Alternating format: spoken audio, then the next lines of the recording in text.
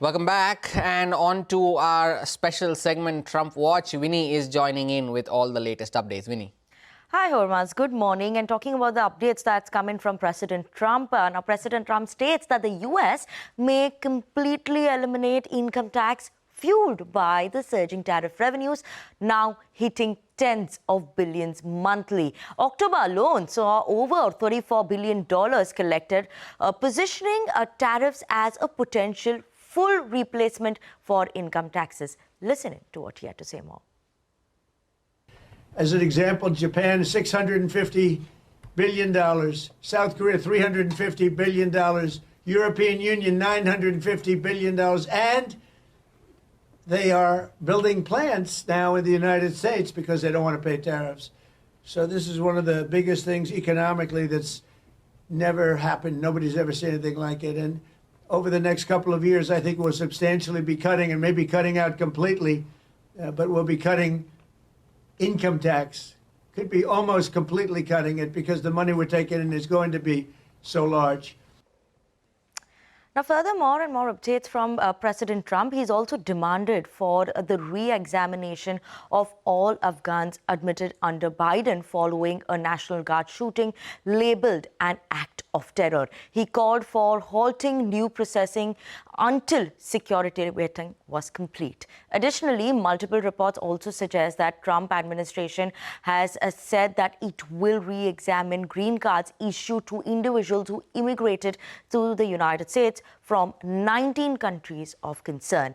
The announcement comes in especially in the wake of an Afghan national who allegedly shot two National Guard troops in Washington, D.C. on Wednesday, and one of them now succumbed to the injuries. Meanwhile, getting some updates in the Russia-Ukraine peace deal that's going on. Vladimir Putin welcomes the Trump's administration's engagement of Ukraine peace, but warns that Russia is ready for prolonged fighting if needed. He urges Kyiv to accept the U.S. plan over futile military hopes.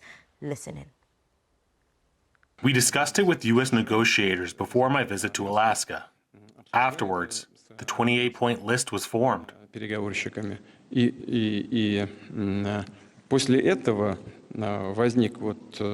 As I've already said publicly, it was given to us through certain channels. We studied this document. Following that, the U.S.-Ukraine negotiations took place in Geneva. As I understand, they decided that all 28 points should be grouped into 4 separate components. We received all this.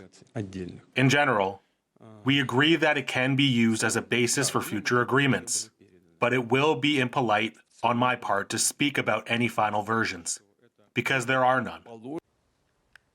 And meanwhile, Ukrainian President Zelensky says that at the end of the week, his team, along with American representation, will continue to translate the points secured in Geneva into a form that puts them on the path of peace and security guaranteed over there. He further added that they were doing everything that's possible to ensure that Ukraine had sufficient defense support. Now, that's all we have for today on Trump Watch. We'll be back with more next week as well on Monday.